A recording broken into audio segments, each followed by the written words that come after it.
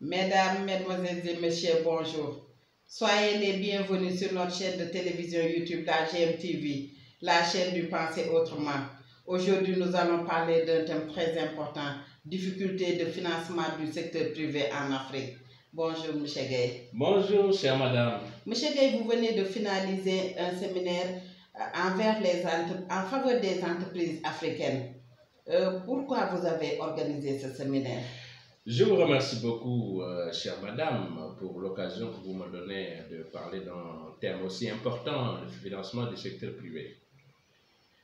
Alors, votre première question a trait au séminaire que je viens de boucler par la grâce de Dieu en faveur des entreprises africaines, un séminaire gratuit.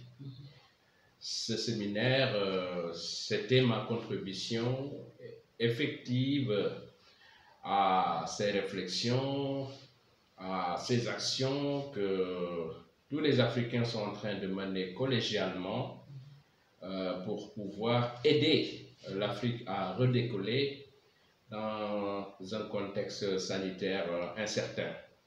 Je l'ai fait de manière gratuite parce que c'était la seule façon pour moi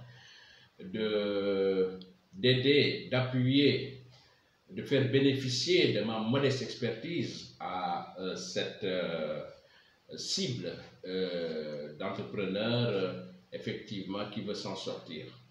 Donc l'objectif, comme vous le demandez, c'était de faire en sorte qu'ils puissent, que ces entrepreneurs, que ces promoteurs puissent vraiment trouver les élans du passé, puissent renforcer leur capacité à formuler des projets. Et je profite de vos antennes pour remercier vraiment tous ceux qui ont eu à participer de manière dynamique et très efficace à ce séminaire. Alors, bien entendu, il y a les chefs d'entreprise, il y a des chefs d'institutions. Figurez-vous qu'il y a même des institutions de financement et de développement qui ont été jusqu'à participer et à demander à leur personnel travaillant dans les projets de suivre de très près le séminaire. C'est pour moi vraiment l'occasion de les saluer, de les remercier pour leur encouragement et de remercier également tous ceux qui ont eu à opter déjà pour le logiciel d'évaluation de projet, n'est-ce pas, en ce qui concerne l'analyse de la situation passée, mais aussi en ce qui concerne l'analyse de la situation prévisionnelle. M. Gueye, vous aussi, vous êtes à remercier. Merci. De votre humble action de bonté. Merci, merci. Quelles sont, selon vous, les contraintes au développement de financement du secteur privé en Afrique? Alors là, c'est une question, madame, très importante là aussi, parce que, vous savez, nous sommes dans une période de Covid encore, pas de période de post-Covid comme certains veulent nous le faire penser. Alors, dans ce cadre-là, il faudrait que le secteur privé réfléchisse également pour voir quelles sont les contraintes. Pour ma part, je trouve qu'il est important peut-être de rappeler un certain nombre d'éléments. Vous savez, le financement est une donne très importante dans les politiques économiques. Sans financement, vous ne pouvez rien faire. Alors, vous savez, l'Europe l'a tellement bien compris qu'à l'issue de la Deuxième Guerre mondiale, ce continent a pu bénéficier de ce qu'on appelle un plan Marshall. À l'époque, ça faisait 13 milliards de dollars. Si vous convertissez ces 13 milliards de dollars, ça fait plus de 170 milliards aujourd'hui de dollars en 2020. Alors, c'était un plan destiné à les aider à se reconstruire. Donc, vous savez, le financement, c'est comme du sang dans l'organisme. Si vous n'avez pas de sang, vous êtes anémié. Et si vous êtes anémié, vous risquez de mourir. Donc, c'est important. La deuxième précision que je voudrais apporter, c'est que, comme vous le savez, les PME, c'est vraiment un chaînon extrêmement important de notre dispositif de financement. Vous savez, en gros, il y en a trois. Vous avez ce qu'on appelle les très petites entreprises. Vous avez les PME et vous avez les grosses entreprises. Aujourd'hui, les très petites entreprises ont effectivement leur système de financement. c'est les tontines, ce sont ce qu'on appelle les institutions de microfinance. Vous avez les grosses entreprises également qui sont très bien suivies financièrement dans le cadre du financement par les banques de la place, mais également les banques de développement. Mais vous avez malheureusement les PME qui constituent plus de 95% de notre tissu économique, mais malheureusement qui n'a pas suffisamment de financement. Alors, pour répondre à votre question, qui est une question intéressante, alors il y a plusieurs, je dirais, causes. Alors, la première que je vais citer, c'est l'insuffisance de l'offre de financement. Vous savez, aujourd'hui, nous avons des banques commerciales qui sont là. Ces banques commerciales sont des banques qui, en général, travaillent sur le très court terme. Ce sont des banques qui sont, pour la plupart, des filiales des grosses multinationales établies ailleurs. Je pense aux Français, je pense aux Allemands, je pense également aux Turcs, je pense aux Marocains. Tout ça qui sont venus vraiment créer des banques ici, n'est-ce pas, pour satisfaire leurs besoins en termes de progression économique. Alors, bien entendu, ces banques obéissent à des logiques qui ne sont pas les mêmes que nos logiques de développement, parce que d'habitude, elles voient seulement l'aspect rentabilité, dans la plupart du temps, l'aspect rentabilité, l'aspect financement à court terme, l'aspect financement également des spéculations telles que le café, le cacao, l'arachide, etc., exportés à l'état brut. Or, nous avons besoin de transformer effectivement nos matières premières. Donc ces banques-là, aujourd'hui, honnêtement, à mon avis, ne sont pas du tout des banques qui sont prêtes à coller à nos objectifs de développement. Alors j'ajoute à ça que ce sont des banques qui souvent ont des conditions assez difficiles. Vous avez des taux d'intérêt trop chers, vous avez des garanties également qu'elles demandent, qui sont des garanties extrêmement difficiles à mettre en œuvre. Souvent, c'est des banques qui demandent plus de 100% de garantie, figurez-vous, plus de 100% de garantie. Et puis, oui, tout à fait, vous avez des fonds propres qu'on demande aux promoteurs qui n'arrivent pas à les mobiliser. Alors, vous avez les délais. Pourquoi ces banques demandent tout ça? Alors, ces banques demandent tout ça parce qu'elles veulent réellement couvrir le risque. Vous savez, on y reviendra tout à l'heure, qu'elles sont aussi assujetties à un certain nombre de règles, notamment monétaires, de la part de la Banque centrale, de nos banques centrales, je dirais, parce qu'on raisonne en Afrique, hein, même si effectivement ces raisonnements portent beaucoup sur l'Afrique au sud du Sahara. Et à ce niveau, je voudrais préciser que même en termes de financement, au niveau africain, on est pratiquement à du 145% de taux de financement de l'économie, y compris l'Afrique du Sud et le Maroc. Mais lorsque vous allez vous limiter essentiellement à l'Afrique au sud du Sahara, vous allez voir que ce taux descend à 49% de taux de financement. Et souvent, en ce qui concerne les banques, le taux de financement tourne autour de 29%. Bon, je ne parle pas de nos pays où, en général, ça évolue entre 20 et 30%. Donc, c'est encore extrêmement faible au moment où les autres font de plus de 100%. Donc, le premier élément, c'est ça. Les banques commerciales qui sont là ne sont pas des banques collées à notre développement. Maintenant, vous avez ce qu'on appelle des banques de développement qui sont dans la sous-région. Mais ce sont des banques telles que, par exemple, la BOAD, la BIDC, vous avez également la CEMAC en Afrique centrale, vous avez également un certain nombre d'institutions qui participent effectivement au financement du développement. Mais là, le problème aussi, c'est que ces banques-là ne sont pas très réactives. Elles ont des procédures très lourdes et n'arrivent pas à financer de manière suffisante l'économie. Et d'ailleurs, c'est des banques qui ont également des problèmes de fonds propres, des problèmes de ressources également, surtout sur du long terme. Surtout avec la difficulté de mobiliser les financements auprès aujourd'hui de bailleurs de fonds qui sont en difficulté. Alors si j'ajoute à ça que c'est des banques, comme d'ailleurs on l'a montré dans le séminaire, qui ont des difficultés souvent à décaisser très rapidement en faveur des promoteurs, Et vous vous rendrez compte que là aussi, c'est vraiment une contrainte de taille. Et c'est des banques qui ne financent pas aussi ce qu'on appelle les startups, souvent, les projets en création, les greenfield. Donc, tout ça, c'est des problèmes. J'ajoute à ça également que vous avez ce qu'on appelle des fonds de garantie qui sont dans la sous-région, qui sont en Afrique. Vous avez Africa Guarantee Fund, qui est une filiale de la BAD. Vous avez, par exemple, au niveau de l'UEMOA, un certain nombre d'institutions, telles que le fonds Gary, qui a été racheté d'ailleurs par African Guarantee Fund. Vous avez le FAGAS, qui va jusqu'à l'Afrique centrale. Vous avez également le FSA, qui est également un fonds de garantie, qui est au Niger, mais qui a également un rayon assez élargi. Mais malheureusement, en dépit de leur mission très noble et de leur volonté de faire en sorte qu'ils puissent, ces fonds-là, participer effectivement au développement de l'Afrique, ils sont confrontés réellement à des problèmes de ressources parce qu'il n'y en a pas assez.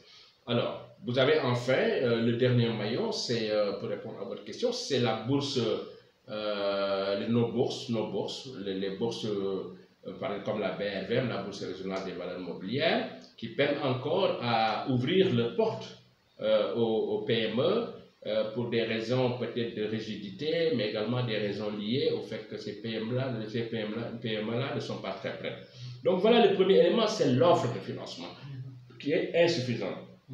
Mais vous avez un deuxième problème maintenant qui est lié aux entreprises, chère madame. Je suis désolé de devoir développer cela parce que votre question est tellement importante. Alors, les promoteurs aussi ne sont pas exempts de reproches. Parce que figurez-vous que ces promoteurs-là, aujourd'hui, ont des problèmes de gouvernance interne. Souvent, les principaux dirigeants ne sont pas très bien choisis, n'ont pas les compétences qu'il faut. Alors, on confond la poche de l'entreprise à la poche du principal dirigeant. Alors, l'autre chose, c'est que ces PME ont également des difficultés en termes de formation, en termes de renforcement de capacités, de procédures, de contrôle interne. Alors, donc, si bien que les banques, souvent, ont énormément de problèmes à leur prêter de l'argent. Et là, je comprends les banques.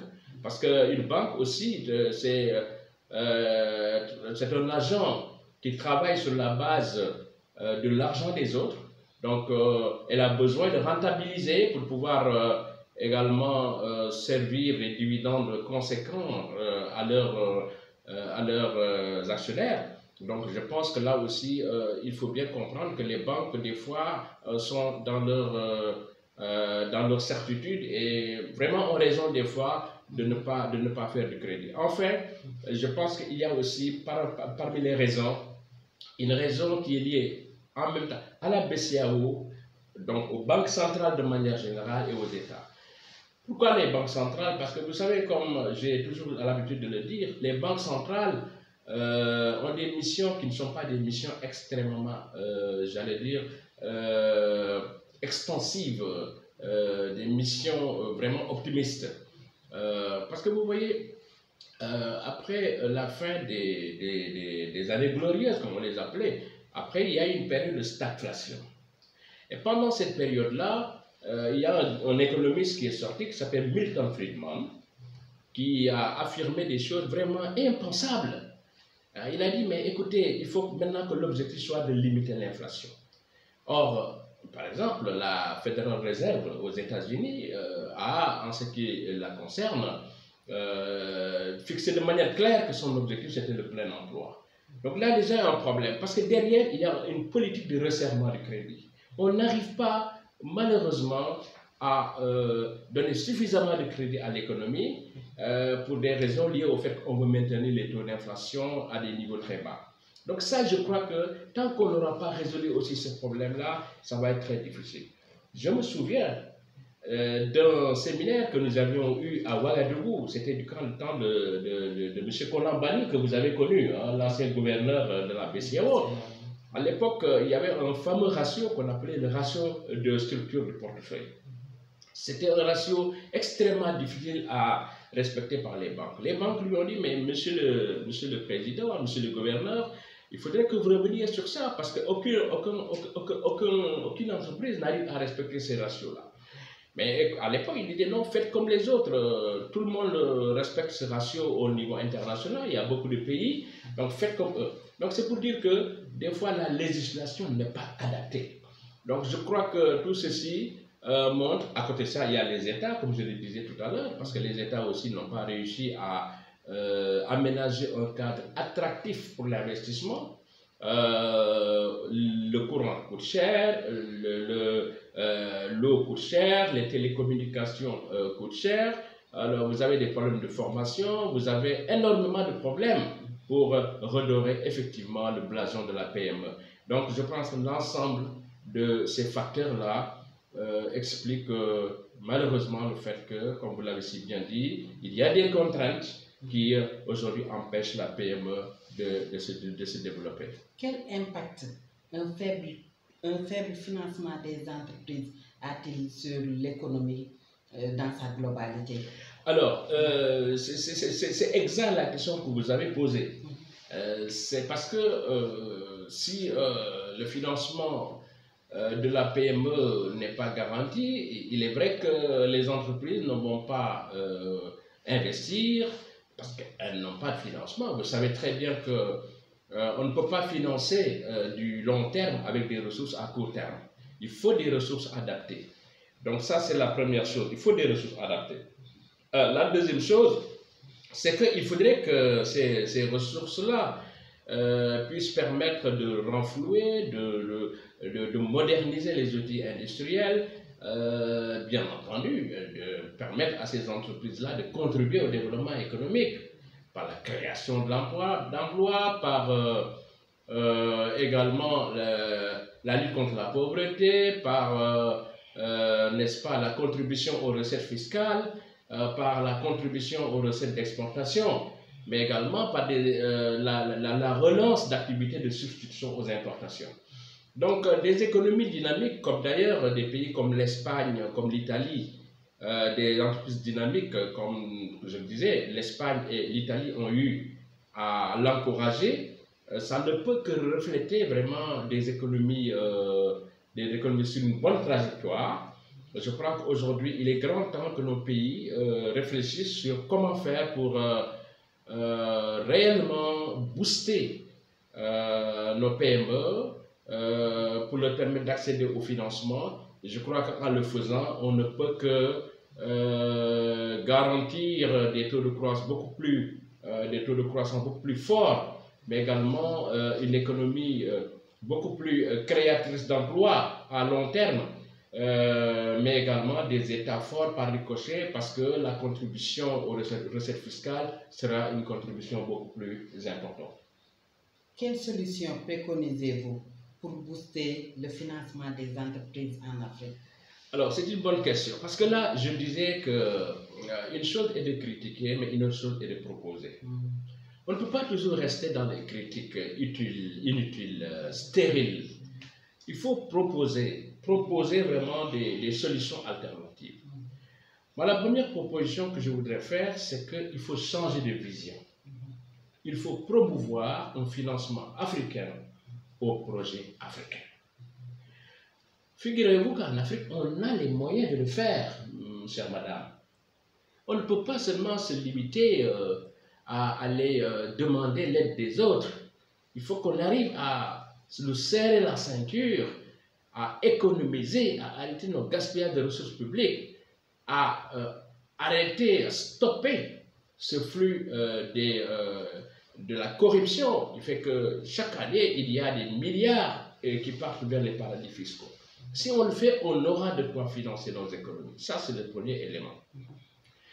Le deuxième élément, c'est que je pense que les États doivent créer en leur sein des capacités de développement. Ce que j'appelle par capacité de développement, je pense par exemple à des fonds de capital risque, de prise de participation, je pense à des banques de développement, alors je pense également à des institutions de garantie. Bon là, sur ce plan-là, je sais qu'un pays comme le Sénégal a déjà commencé des choses relativement encourageantes avec la création de la BNDE, mais également du FONSIS et du FONGIP. Je sais qu'au niveau également africain, ce sont des réflexions qui sont en cours et il y a beaucoup d'États également qui ont eu à créer ce genre d'organismes. Mais attention, le problème qui va se poser maintenant, ce sera un problème de gestion. Parce que vous savez que nos banques ont toujours péché dans la gestion. C'est vrai qu'il y a un dispositif qui est là pour les encadrer, mais je pense qu'il faut veiller à ce qu'il y ait une très bonne gestion. Ça, c'est le deuxième point que je veux souligner.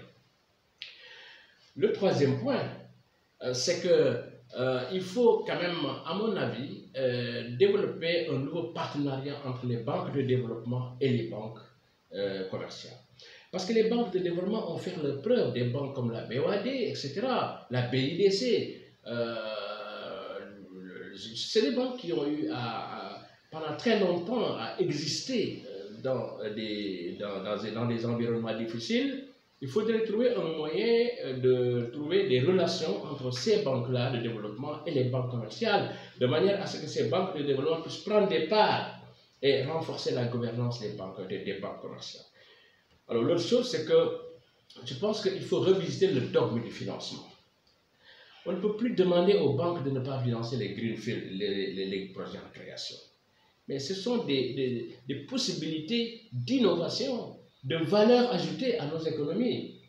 On ne peut plus demander à ces banques également de rester là-bas. Moi, je me rappelle, à chaque fois que j'ai eu à travailler dans des institutions financières, on me disait toujours « Ah non, il ne faut pas s'immiscer dans la stratégie de l'entreprise. Laissons-les parce qu'après, s'il y a des casses, ils vont dire que c'est nous. » Il faut arrêter ça. Il faut que nous puissions ensemble travailler la main dans la main en sachant que notre objectif, c'est de faire en sorte que l'Afrique puisse progresser. Donc, il faut changer le dogme, à mon avis, sur ce plan-là. Alors, l'autre chose, c'est que je pense que les États doivent tout faire pour créer des centres de gestion agréés nouveaux pour aider la PME. Également, changer les dirigeants actuels qui dirigent les secteurs privés dans nos pays. Mais hélas, depuis nos indépendances, ce sont les mêmes qui tournent autour des PME. Les mêmes. Or, nous avons des PME qui deviennent de plus en plus moribonds. Mais ça, c'est un problème. Les États doivent également permettre à ces PME-là d'accéder plus à la commande publique. Il faut leur donner une bonne part de la commande publique. Je ne peux pas comprendre encore que les chaises, les tables, qu'on les importe encore, les armoires de bureau, alors qu'on a la possibilité de les faire ici parce que nous avons effectivement des ouvriers talentueux qui ont besoin d'être aidés. Je propose également que nous puissions aller vers un financement par les tontines. Ça a été négligé depuis très longtemps.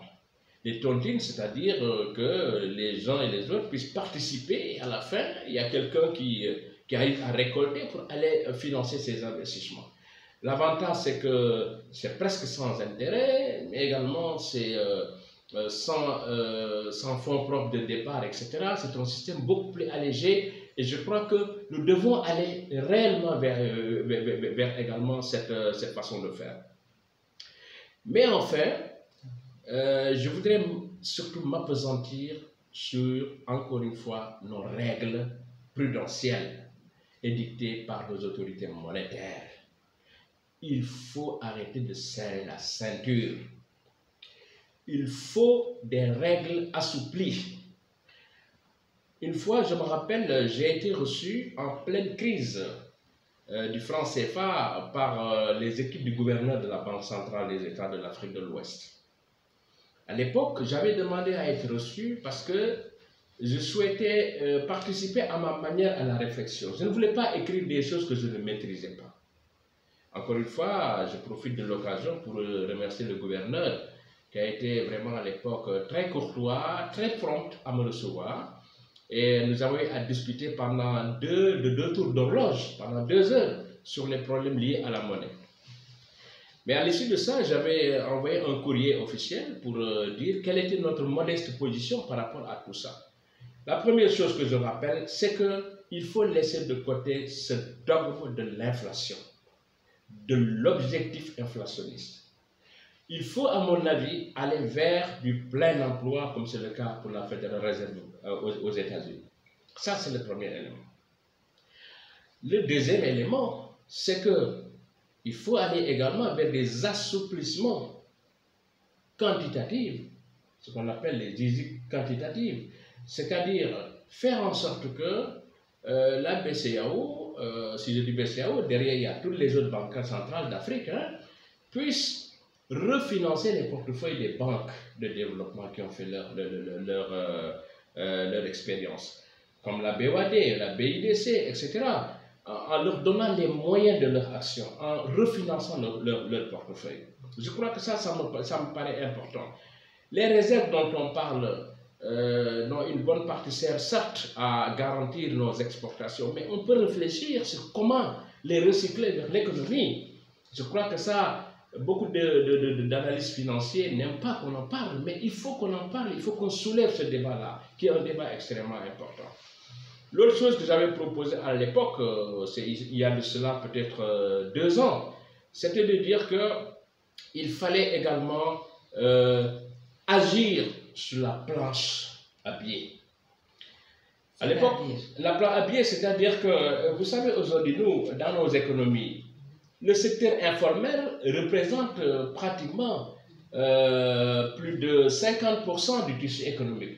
Or, vous ne pouvez pas maîtriser ce secteur-là. Il est inventif, il est créatif, mais peut-être qu'il a été utilisé pour 20 alors qu'il représente 60 ou 70. Or, vous savez que la masse monétaire en circulation dépend en partie de cette demande de monnaie de la part des agents économiques.